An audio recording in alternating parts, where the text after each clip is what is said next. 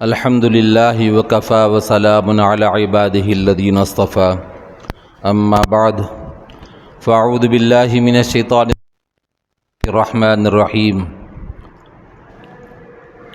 فإذا قضیت الصلاة فانتشروا في الأرض وابتغوا من فضل الله واذكروا الله كثيرا لعلكم تفلحون صدق اللہ العظیم۔ بزرگان محترم، برادران اسلام اور عزیز نوجوان ساتھیو، اسلام کے اندر اللہ تبارک تعالیٰ نے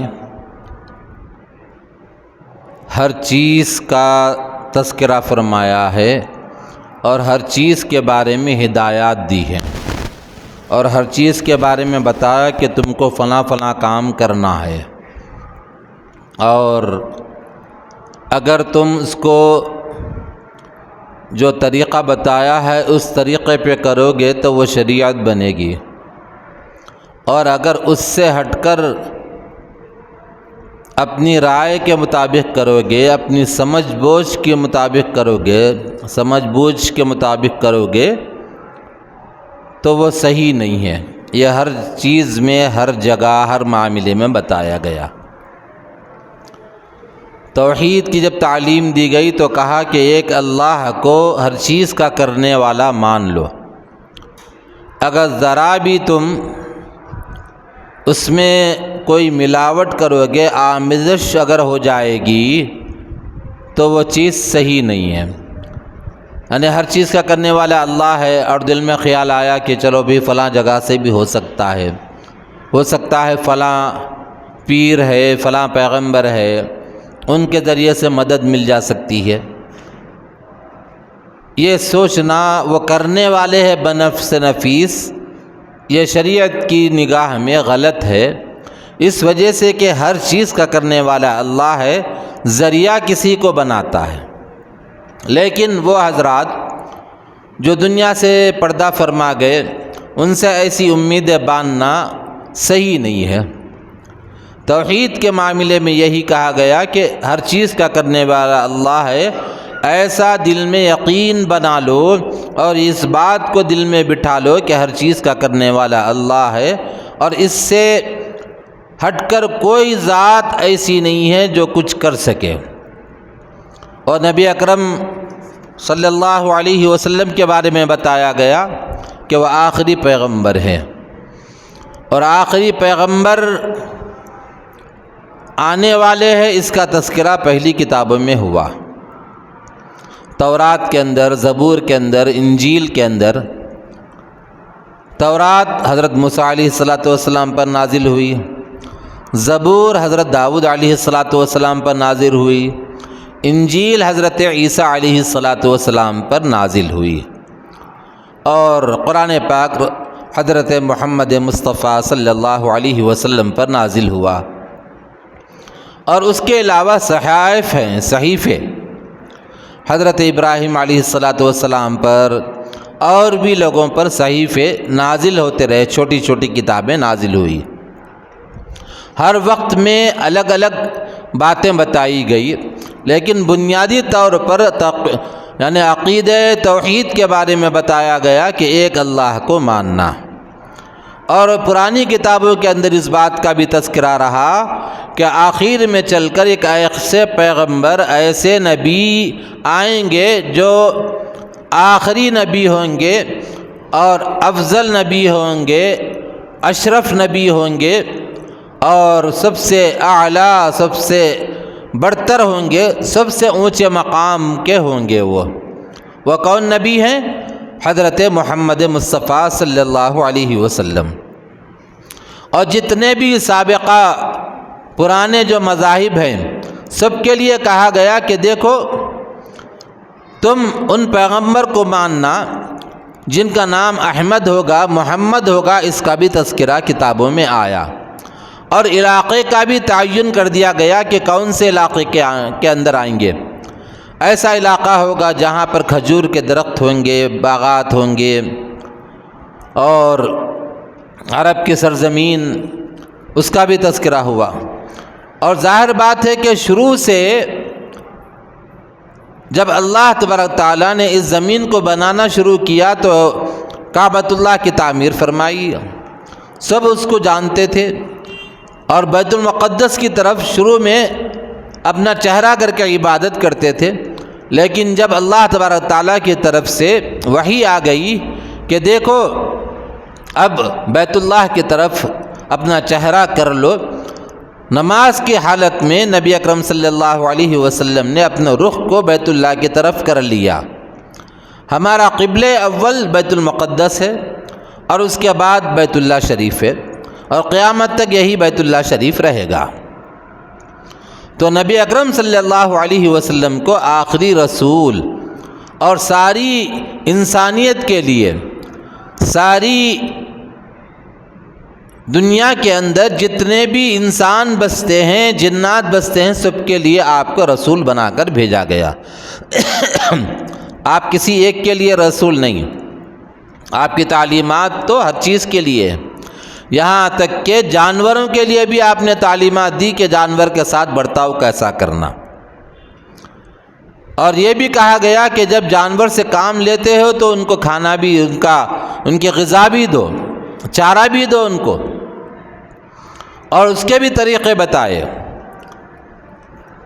اور پھر اس میں بھی آپ جب فقہی کتابوں میں جائیں گے اور آپ گہرائی میں جائیں گے تو آپ کو بہت سی باتیں سمجھ میں آئیں گی کہ کون سی چیز کرنا، کون سی چیز نہیں کرنا۔ آج لوگ بہت سی چیزیں کر رہے جو شرعی اعتبار سے صحیح نہیں ہے، جانوروں کے معاملے میں اور پرندوں کے معاملے میں۔ اور پرندوں کے بارے میں بھی کہا گیا کہ بھئی پرندے کو باندھ کے مت رکھو، جس کو رکھنا ہو اگر اس کی اجازت ہے شوقیہ تو اس کو غذا بھی دو۔ تو ایسا جانور جو بالکل قریب الولادت ہو، جننے والا ہو، ایسے جانور کے ذبح کرنے سے بھی منع کیا گیا۔ یہ سب آداب بتائے گئے اس کے۔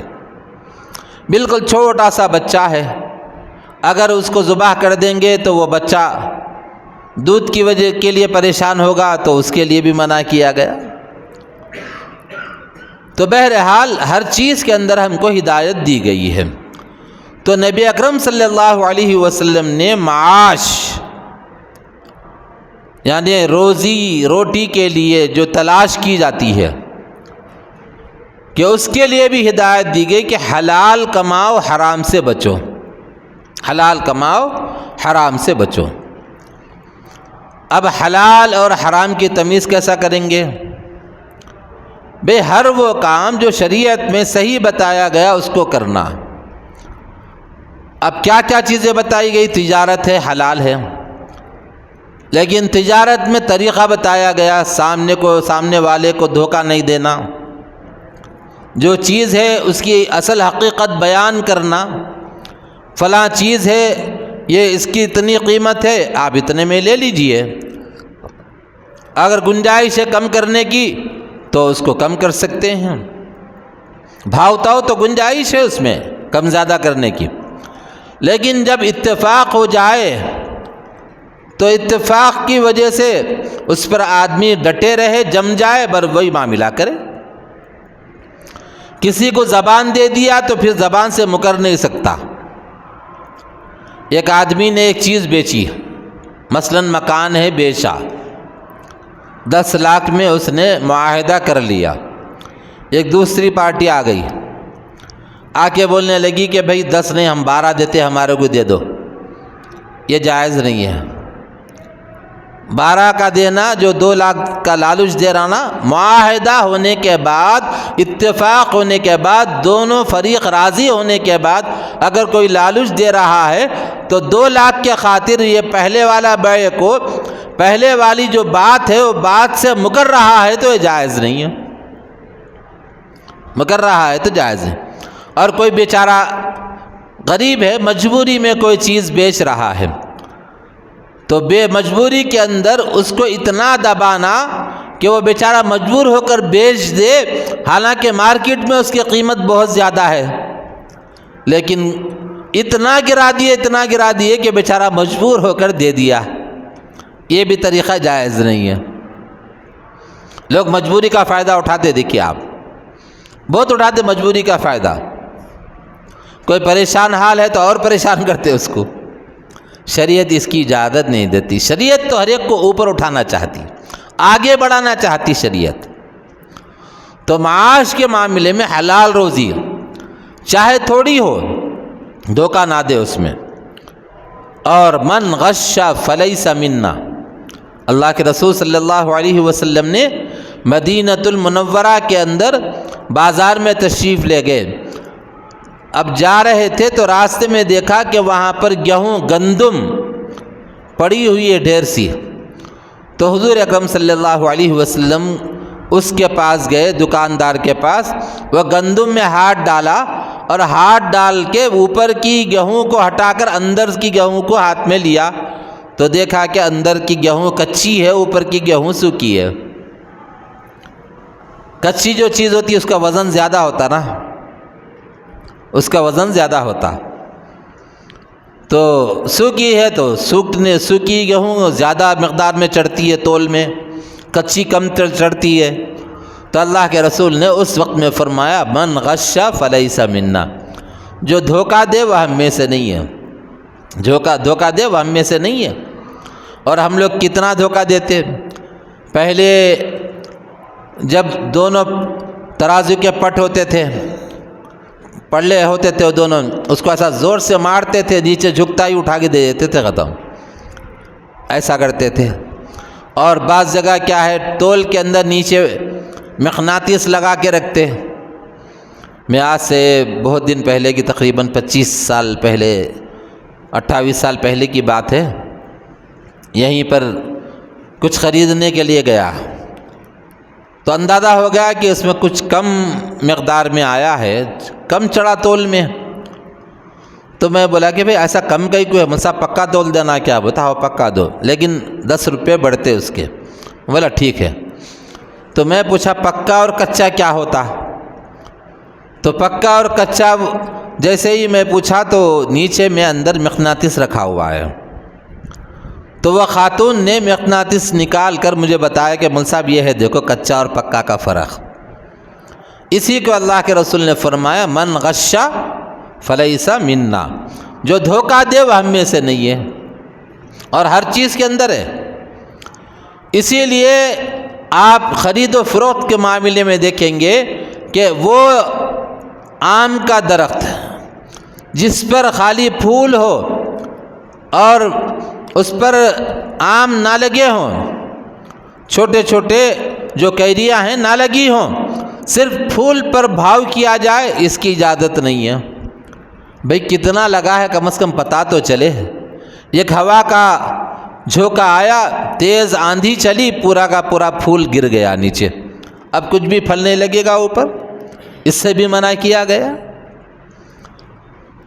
اور دودھ وغیرہ ہے، پانی ملانے سے منع کیا گیا کہ پانی ملا کر بیچتے ہیں، بغیر پانی کے بیچتے ہیں۔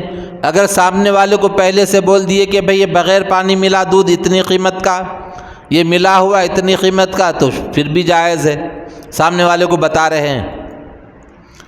ایک مرتبہ حضرت عمر رضی اللہ تعالیٰ عنہ کا دور خلافت ہے۔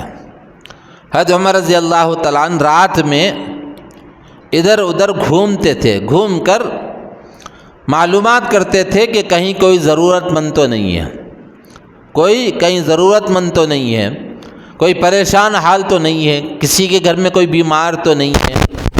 تو رات میں گھوم وہ معلومات کرتے تھے۔ تو حضرت امیر المؤمنین عمر بن خطاب رضی اللہ تعالیٰ عنہ مدینہ کی گلیوں میں گھوم رہے تھے۔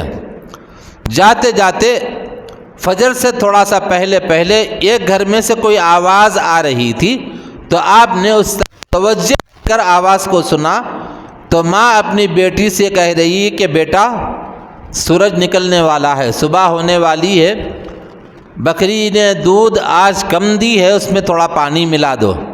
تاکہ جتنے لوگوں کو ہم دودھ بیچتے ہیں سب کو برابر مل سکے مقدار کے اعتبار سے۔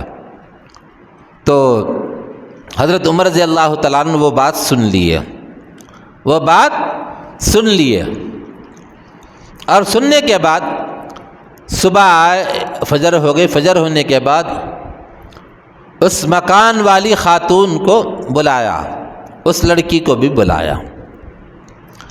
بلانے کے بعد کہا کہ ذرا فجر سے پہلے آپس میں ماں اور بیٹی میں جو گفتگو ہو رہی تھی وہ کیا گفتگو ہے اس کو دہرائیے، اس گفتگو کو دہرائیے۔ امیر المومنین حضرت عمر بن خطاب رضی اللہ تعالیٰ عنہ کا حکم تھا، تو انہوں نے اس کو دہرایا۔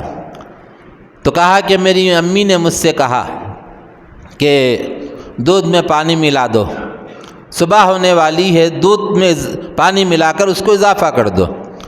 تو اس لڑکی نے یہ جواب دیا کہ امی آپ کو نہیں معلوم کہ بادشاہ کا، امیر المومنین کا حکم ہے کہ کوئی بھی دودھ میں پانی نہ ملائے، دودھ میں پانی نہ ملائے۔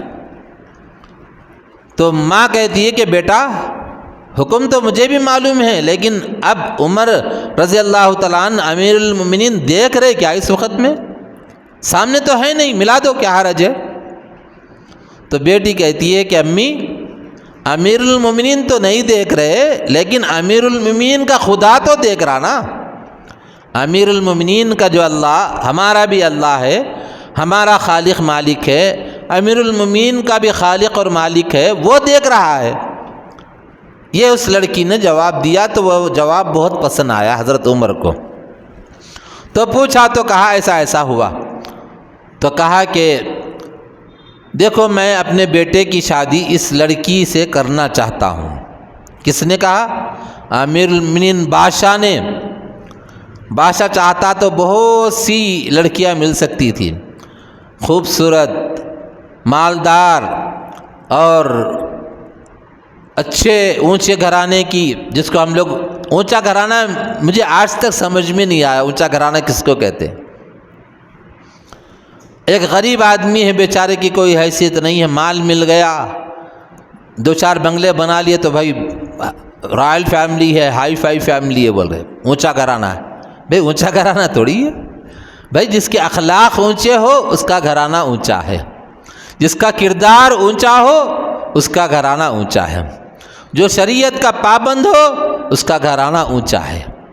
اور یہ میں نہیں کہہ رہا ہوں، قرآن کہتا ہے ان اکرمکم عند اللہ اتقاکم۔ اللہ تبارک تعالیٰ نے قرآن کریم میں فرمایا ہے کہ اللہ تبارک تعالیٰ کے پاس مقام اور مرتبہ کسی کا بڑا ہوا ہے، کوئی اونچے درجے کا ہے، بڑے درجے کا ہے، تو وہ تقوی کی بنیاد پر ہے۔ اس کے دل میں جتنا ڈر اور خوف اللہ کا ہے وہی متقی پرہیزگار ہے، اور اکرم ہے، اونچا ہے، بڑا ہے، اونچے خاندان کا ہے وہ، جس کے دل میں ڈر خوف ہے۔ ان اکرمکم عند اللہ اتقاکم۔ تو حضرت عمر بن خطاب رضی اللہ تعالیٰ عنہ نے اپنے بیٹے کا نکاح ان سے کر دیا۔ کرنے کے بعد ان سے ایک لڑکی پیدا ہوئی ہے۔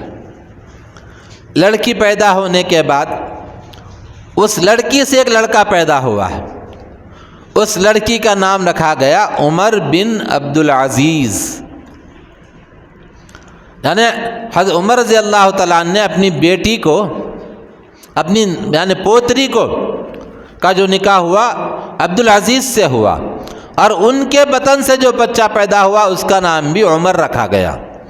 ان کو عمر ثانی کہا جاتا ہے، اور عمر بن عبدالعزیز ان کا نام تھا۔ اور ان کا واقعہ جب بات پہ سے بات چل رہی ہے تو سنیے، بڑا پیارا واقعہ ہے، آنکھیں ہماری نم ہوں گی، آنسو بہنے لگیں گے، ویسا واقعہ ہے۔ اس زمانے میں بنو امیہ کا دور تھا، اور بادشاہت کون نہیں چاہتا، اور کون بڑا بننا نہیں چاہتا، ہر کوئی چاہتا ہے۔ ابھی تو دیکھیے اپنی تعریف خود اپن کرتے ہیں، زمانہ چل رہا ہے الیکشن کا، میں وہ کیا، یہ کیا، فلاں کیا۔ جھوٹ بولو بھی تو دم خم سے بولو تاکہ سامنے والا صحیح سمجھنے لگے۔ اب لوگ آ رہے ہیں، بہت سے آئیں گے بھی، لالچ بھی دیں گے، تو اپنی تعریف اپن کرنے والے۔ تو اس زمانے میں بھی ایک بادشاہ تھا، اور اس بادشاہ کا نام عبد الملک تھا، اور اس کا ایک بیٹا مروان تھا۔ اور بھی لمبی تفصیل ہے، میں زیادہ لمبا واقعہ آپ کو نہیں بتاتا، شارٹ بتاتا ہوں۔ اس بادشاہ نے اپنی زندگی میں ایسے کام کیے کہ لوگوں کو زمینیں نہیں دے کے خود اپنے پاس رکھ لیا، اپنے خاندان والوں کو، رشتہ داروں کو سب زمینیں بانٹا، جو من میں آیا وہ کرا۔ تو اس کا ایک بیٹا تھا، اس کے بیٹے نے کیا کیا کہ بھائی دیکھو میں کچھ اچھا کام کرنا چاہتا ہوں بادشاہ بننے کے بعد، کوئی ایسا طریقہ بتاؤ کہ میں مرنے کے بعد میرے گناہ دھل جائیں گے، میں جو غلطیاں کی ہیں وہ سارے غلطیاں اللہ تعالیٰ معاف کر دے۔ تو اس کا منشی بڑا اچھا تھا، لالچ خور نہیں تھے۔ آج کل لالچی ہوتے ہیں، کہاں سے دھن آتا ہے، کہاں سے پیسہ آتا ہے، اس کی ذات کا کہاں سے فائدہ ہوتا ہے، وہ دیکھ کے مشورہ دیتے۔ تو وہ آدمی اچھا تھا، نیک تھا۔ اس نے کہا بادشاہ سلامت، میرے دل میں ایک بات آ رہی ہے۔ بولے کیا بات آ رہی؟ بات یہ آ رہی، عمر بن عبدالعزیز جو ہے نا، نیک بندہ ہے، اچھا آدمی ہے، اس کو اپنے بعد خلیفہ بنا دو، لکھ دو اس کو۔ تو کہا ٹھیک ہے، لیکن کسی کو نہیں بتانا تم۔ البتہ یہ بات مشہور ہو گئی کہ بادشاہ نے وصیت نامہ لکھا ہے، وصیت نامہ لکھا ہے کہ بھئی اپنے بعد کسی کو بادشاہ بنا دیا۔ یہ بات پھیلتی گئی تو اس بادشاہ کا جو بیٹا تھا شہزادہ، وہ منشی صاحب کے پاس آیا، آ کے بولا منشی صاحب آپ جو چاہے میں آپ کو دینے تیار ہوں، اگر خدا نخواستہ وہ وصیت نامے میں میرا نام نہیں ہے تو میرا نام دوسروں کا نکال کے لکھ دو۔ ادھر عمر بن عبدالعزیز کو بھی پتہ چل گیا کہ کچھ لکھا گیا ہے، کیا لکھا وہ نہیں معلوم۔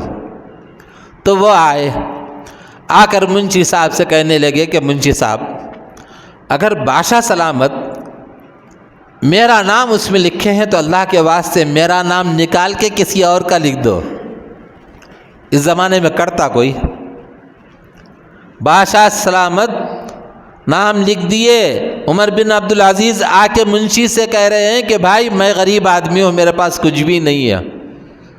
بھلے ہی وہ شہزادی کے شوہر ہیں، بادشاہ کے داماد ہیں، لیکن کہا کہ بھائی اگر میرا نام ہے تو میرا نام نکال کے کسی اور کا لکھ دو۔ تو منشی نے کہا نہ، کچھ نہیں بتاؤں گا، یہ راز ہے، راز بادشاہ نے مجھے کہا ہے کسی کو نہیں بتانا۔ نہ بیٹے کو بتایا، نہ داماد کو بتایا۔ بادشاہ کا انتقال ہو گیا، اور انتقال ہونے کے بعد دربار سجا، سارے لوگ بیٹھے ہوئے، شہزادے بیٹھے ہوئے، یہ عمر بن عبدالعزیز بھی بیٹھے ہوئے ہیں۔ سارے لوگوں کے سامنے منشی صاحب نے کھڑے ہو کر وصیت نامے کو کھول کر پڑھا، اور یہ کہا کہ بادشاہ سلامت نے اس میں لکھا ہے اب تک میرے پاس راز تھا، بادشاہ سلامت دنیا سے گزر چکے ہیں، اور اس وقت میں اس راز کو فاش کر رہا ہوں، وصیت کو پڑھ کر سنا رہا ہوں۔ بادشاہ نے لکھا ہے کہ میرے بعد عمر بن عبدالعزیز کو بادشاہ بنایا جائے، میرا جانشین بنایا جائے۔ یہ کہنا تھا، شہزادوں کے ہوش حواس اڑ گئے۔ ادھر عمر بن عبدالعزیز بھی رونے لگے، کہا منشی صاحب میرے بدلے میں کسی اور کو آپ منتخب کر لیجئے۔ کہا نہیں، بادشاہ کا حکم ہے، ماننا پڑے گا۔ کہا میں اس لائق نہیں ہوں، میں نہیں کر سکتا، آپ کسی کو لے لو۔ کہا نہیں، خدا کا واسطہ دے کر میں کہتا ہوں کہ تم کو بادشاہ بننا پڑے گا، جانشین بننا پڑے گا تم کو۔ عمر بن عبدالعزیز نے کہا بھائی یہ کیسی ذمہ داری میرے اوپر تم نے ڈال دی؟ تو وہاں اٹھے، ممبر پر گئے، جا کر کہا، اعلان کیا، اے مسلمانوں، بادشاہ سے مجھے توقع نہیں تھی کہ یہ کام بادشاہ کرے گا، لیکن بادشاہ نے میرا نام اس میں لکھ دیا ہے، اور یہ منشی صاحب خدا کا واسطہ دے کر کہہ رہے ہیں کہ اس کو قبول کرنا پڑے گا۔ میں اس لائق نہیں ہوں کہ میں اس کو قبول کروں، لیکن حکم کی تعمیل کرتا ہوں۔ لیکن تم سے ایک چیز کا وعدہ لینا چاہتا ہوں، وعدہ یہ ہے کہ اگر میں اپنی میعاد کے اندر بادشاہت کے دور میں اگر میں شریعت کے مطابق کام کروں گا تو اس کو تم ماننا پڑے گا، اگر شریعت کے خلاف کہوں اور کروں تو اسی بھرے مجمع میں اٹھ کر مجھے ٹوک دینا، اور تمہیں نہ ماننے کا اختیار ہے، تم انکار کر دو، اس کا کوئی حرج نہیں۔ شریعت کے مطابق کیا تو اس کو ماننا پڑے گا، یہ وعدہ کرو آج۔ سب نے وعدہ کیا۔ اس کے بعد گھر گئے، گھر میں جا کر ان کی بیوی کا نام فاطمہ تھا۔ فاطمہ سے کہا، فاطمہ تمہارے والد نے بہت بڑی ذمہ داری میرے کندھوں پر رکھی ہے، میں اس لائق نہیں ہوں کہ میں اس ذمہ داری کو سنبھال سکوں۔ کہا کیا ہوا؟ کہا کہ بھئی بادشاہ مجھے بنایا گیا ہے۔ تو کہا اللہ آپ کو مبارک کرے۔ یہ تو بات تو عمر بن عبدالعزیز نے کہا مبارک کرے، یہ بات تو صحیح ہے، لیکن میں حکومت کے کاموں کی وجہ سے تمہیں وقت نہیں دے سکوں گا، تمہارے حقوق نہیں ادا کر سکتا، اس لیے میں چاہتا ہوں کہ تم کو آزاد کر دوں، تم کسی اور سے نکاح کرنا چاہو تو کر لو، میں آزاد کرنا چاہتا ہوں، کیا تمہارا ارادہ ہے؟ کہا بادشاہ سلامت، اب تو آپ بادشاہ بن گئے، میرے شوہر بھی ہے لیکن بادشاہ بھی ہے، میں آپ ہی کے ساتھ رہنا چاہتی ہوں، میں آپ ہی کے ساتھ رہنا چاہتی ہوں، میرے حقوق ادا کرے نہ کرے میں سارے حقوق معاف کر دیتی ہوں، لیکن رہتی ہوں آپ ہی کے ساتھ، اتنا نیک اتنا اچھا شوہر مجھے نہیں ملے گا، یہ کہا۔ پھر اس کے بعد بادشاہ نے کیا کہا؟ عمر بن عبدالعزیز نے کہا کہ اے فاطمہ یہ ذمہ داری میرے اوپر بہت بھاری آ گئی ہے، گھر میں جتنا مال ہے نا سارا مال لے جا کر بیت المال میں جمع کرا دو۔ کہا ٹھیک ہے شوہر نامدار، آپ کا حکم ہے، حکم کی تعمیل کرتے ہیں۔ سارا مال لے جا کر بیت المال میں جمع کرا دیا، گھر کا جتنا مال تھا۔ اور اس کے بعد ایک ہیرا تھا، ان کے والد نے دیا تھا، اور وہ ہیرا اتنا قیمتی تھا، جتنا مال جمع کیا گیا نا اس کی قیمت سے بھی زیادہ قیمت اس ہیرے کی تھی۔ تو عمر بن عبدالعزیز نے کہا کہ فاطمہ دیکھو تم نے مال تو جمع کیا لیکن ہیرے کو اپنے پاس جمع کر کے رکھا ہے، اس کو اپنی ملکیت میں رکھا ہے، اس کو بھی جمع کر دو۔ کہا شوہر صاحب سے کہ شوہر نامدار میرے والد کی نشانی ہے، میں اس کو رکھ لینا چاہتی ہوں، اس پہ رعایت کر دیجئے۔ تو اس بادشاہ کے قربان جائیے۔ اس بادشاہ نے کہا فاطمہ تمہیں اختیار ہے، چاہے تو تم ہیرے کو پسند کرو، چاہے تو مجھے پسند کرو۔ دو ہیرے ہیں اس وقت میں، ایک وہ ہیرا ہے جو پیسے والا، ایک ہیرا ہے جس کی کوئی قیمت نہیں ہے، لاجواب لا قیمت ہیرا عمر بن عبدالعزیز ہے۔ تو کہا کہ دونوں میں سے کسی کو اختیار کر لو۔ تو انہوں نے سر جھکایا اور اس کے بعد کہا بادشاہ سلامت میں اس ہیرے کو بھی داخل کر دوں گی، اصل ہیرے کو میں اختیار کرتی ہوں، آپ میرے شوہر نامدار ہیں، میں آپ کو اپنی زندگی میں رکھنا چاہتی ہوں۔ یہ ادھر ہو گیا، سب جمع کرا دیے۔ بادشاہ سلامت ہے، بادشاہ سلامت حکومت کا نظام چلا رہے ہیں، نظام ایسا اچھا چلایا کہ جس کی زمین تھی اس کی زمین واپس دلا دی، سارا نظام اچھا ہو گیا، یہاں تک کہ حضرت عمر بن عبدالعزیز کے دور خلافت میں بھیڑیا اور بکری دونوں ایک ساحل پر آ کر ایک ساتھ پانی پیتے تھے، ایک ساتھ پانی پیتے تھے، مجال نہیں تھی کہ بھیڑیا بکری پر حملہ کرے۔ یہ عدل و انصاف قائم کیا تھا بادشاہ نے، اور فراوانی اتنی ہوئی تھی کہ اگر اناج بچتا تھا تو اناج پرندوں کے لیے بکھیرا جاتا تھا، اتنی فراوانی ہو گئی تھی، بیت المال بھر گیا تھا، لوگوں کو دیتے دیتے تھک جاتے تھے، غریبوں کو۔ ایک مرتبہ عمر بن عبدالعزیز کے بارے میں لوگ ٹوہمے رہتے تھے اور فکر مند رہتے تھے، اور بیت المال سے تنخواہ آپ کو ملتی تھی، جتنی ضرورت ہوتی اتنی ہی تنخواہ ملتی تھی۔ ایک مرتبہ بیوی نے حضرت فاطمہ نے خواہش ظاہر کی کہ عید آئی ہے، بچے اور بھی ہیں لوگوں کے، شہزادوں کے بچے ہیں، میرے بھائی کے بچے ہیں، بھتیجے وغیرہ، اچھے اچھے کپڑے پہنیں گے، میرے بچے گھر میں ہیں، میرے بچے بھی خواہش کرتے ہیں کہ اچھے کپڑے پہنیں۔ بادشاہ سلامت، آپ کی تنخواہ بہت تھوڑی ہے، بس گزر بسر ہو جاتا ہے، میری خواہش ہے کہ 1 مہینے کی تنخواہ ایڈوانس لے لیجئے تاکہ میں اپنے بچوں کو کپڑے سلا سکوں۔ تو پہلے تو کہا کہ کپڑے بنائیے، تو کہا میرے پاس پیسے نہیں ہیں، کہا کہ 1 مہینے کی تنخواہ ایڈوانس لے لو، کہا ٹھیک ہے، بہت اچھی بات ہے، کوشش کرتے ہیں۔ تو منشی کو بادشاہ نے خط لکھا۔ بادشاہ نے کس کو لکھا؟ وزیر خزانہ کو خط لکھا، منشی، حالانکہ بادشاہ کے اختیار میں سب کچھ ہے، لیکن خط لکھا، خط لکھ کر کہا کہ منشی صاحب، اس وقت عید آ رہی ہے، میرے چھوٹے چھوٹے معصوم بچے ہیں، 10 لڑکے تھے ان کے، 1-2 نہیں، تو میری خواہش ہے کہ 1 مہینے کی تنخواہ پیشگی دے دی جائے، ایڈوانس دے دی جائے۔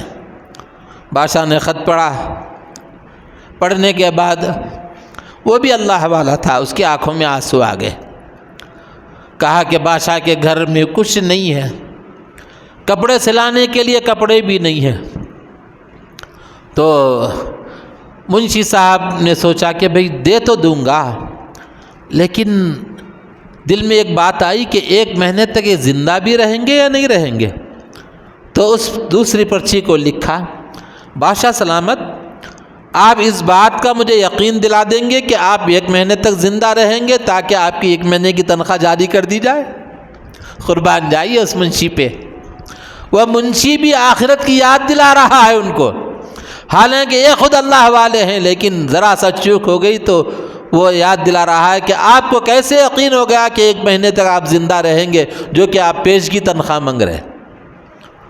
تو بادشاہ کے پاس لے کر خط پہنچے، بادشاہ نے خط پڑھا تو اس میں لکھا ہوا ہے کہ بادشاہ سلامت، کیا اس بات کی گارنٹی ہے کہ آپ 1 مہینے تک زندہ رہیں گے؟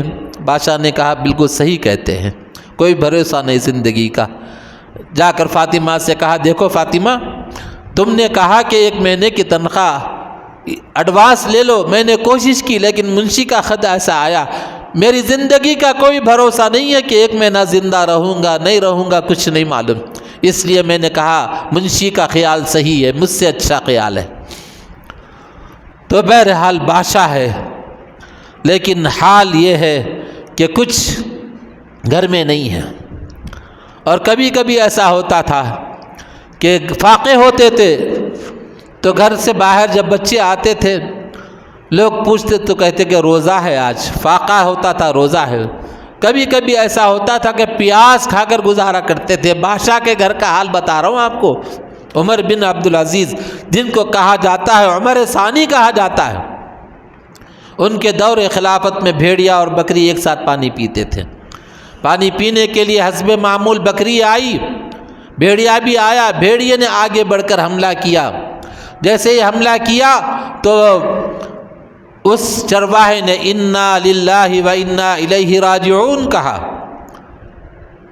تو لوگوں نے کہا کہ یہ کیا پڑھ رہا ہے؟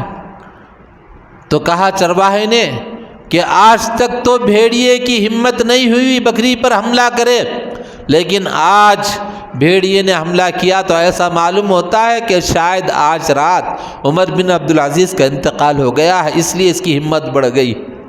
جب شہر میں جا کر پتہ کرے تو معلوم ہوا کہ رات ان کا انتقال ہو چکا ہے۔ اب اس کے بعد جو بادشاہ بننا چاہتا تھا پہلے سے، غالباً مروان نام تھا اس کا، مجھے برابر یاد نہیں رہا، تو وہ بادشاہ بن بیٹھا اور تجہیز تکفین ہو گئی۔ فوراً لاؤ لشکر کو لے کر اپنی بہن کے گھر پر ہلہ بول دیا اس نے، عمر بن عبدالعزیز بادشاہ کے گھر پر ہلہ بول دیا۔ تو بہن نے پوچھا کہ کیا بات ہے، کیوں آئے ہو؟ کہا کہ گھر کی تلاشی لینی ہے۔ کہا کیا کرو گے تلاشی لے کر؟ کہا نہیں، تلاشی لینی ہے کیا کیا آپ کے شوہر نے جمع کر کے رکھا، میرے بہن بھائی نے کیا کیا جمع کر کے رکھا، وہ دیکھنا ہے آج۔ گھر میں گھسا بادشاہ، بھائی یعنی اسی بہن کا بھائی، فاطمہ کا بھائی گھس کر کہا کہ بتاؤ بھائی جان کہاں رہتے تھے؟ کہا وہ کمرے میں رہتے تھے، جاؤ ادھر۔ جا کر دیکھا تو وہاں کچھ نہیں ہے، ایک لوٹا رکھا ہوا ہے، لوٹے پہ مسواک ہے، ایک جان نماز مصلی بچھا ہوا ہے نیچے میں۔ مصلی کو اٹھا کر دیکھا تو کچھ نظر نہیں آیا، تو باہر سے لوگوں کو بلا کے اس کو کھودو، مصلی کے نیچے کھدائی کی گئی، کافی گہرا گڑھا کھودا، کچھ بھی نہیں نکلا۔ پھر وہاں سے آ کر اپنی بہن سے پوچھا کہ بہن یہ بتاؤ کہ اندر جا کر بھائی جان کرتے کیا تھے؟ کہا وہ کمبخت تجھے اتنا بھی نہیں معلوم، تیرے بہن بھی کے معاملے میں دن تمام لوگوں کے قضیوں کو چکاتے تھے، لوگوں کے معاملات کو حل کرتے تھے۔ رات میں آتے تھے تو یہ لوٹا ہوتا تھا، اس سے پانی بھرا ہوتا، وہ لے کر وضو کرتے، رات تمام عبادت کرتے، اللہ کے دربار میں روتے تھے، اور کوئی کام ان کا نہیں ہوتا تھا۔ وہ آیا، سر پکڑ کر بیٹھا، کہنے لگا بہن مجھے معاف کرنا، میں نے غلط خیال کیا تھا، میں نے خیال غلط کیا تھا کہ شاید وہ کمرے میں کچھ چھپا کے رکھ رہے ہیں، لیکن آج میں نے اپنے بہن بھائی کو پہچانا۔ دوست اور بزرگوں، دنیا کمانا ضرور ہے لیکن دل میں نہیں، جیبوں میں رکھو، گنجائش ہے، دل کو اللہ کے لیے خاص کر دو، خالی کر دو۔ پھر اس کے بعد یہ بادشاہ کا دور تو گزر گیا، پھر اور ایک بادشاہ آیا، اس کے دل میں خیال آیا کہ اچھی حکومت قائم کرنا چاہیے، ہماری حکومت کے اندر ان لوگوں کو لاؤ جو نیک، اچھے اور سمجھدار لوگ ہیں۔ تو منشی صاحب نے اس کو مشورہ دیا بادشاہ کو کہ بھئی عمر بن عبدالعزیز کے 10 بیٹے ہیں، 10 پڑھے لکھے ہیں، سمجھدار ہیں، ادھر غریبی کا یہ عالم ہے کہ کپڑے پہننے کے لیے نہیں ہے، پیون کے کپڑے ہیں، عید کے دن کپڑے پرانے کپڑے دھو کر پہنے ہوئے ہیں بادشاہ کے بیٹے، لیکن پڑھے لکھے ہیں۔ بادشاہ نے کہا ٹھیک ہے، پورے بچوں کو بلاؤ، 10 کے 10 بچوں کو بلایا گیا، ایک ہی وقت میں فیصلہ کیا گیا کہ 10 صوبوں کے 10 بچوں کو گورنر بنا دو۔ یہ تھے، خود اپنے لیے نہیں کیا، اپنی اولاد کے لیے بھی دنیا کو پسند نہیں کیا، اور آخرت کو سامنے رکھا، تو اللہ تبارک تعالیٰ نے دنیا میں بھی سرخرو فرمایا، آخرت میں بھی سرخرو فرمایا۔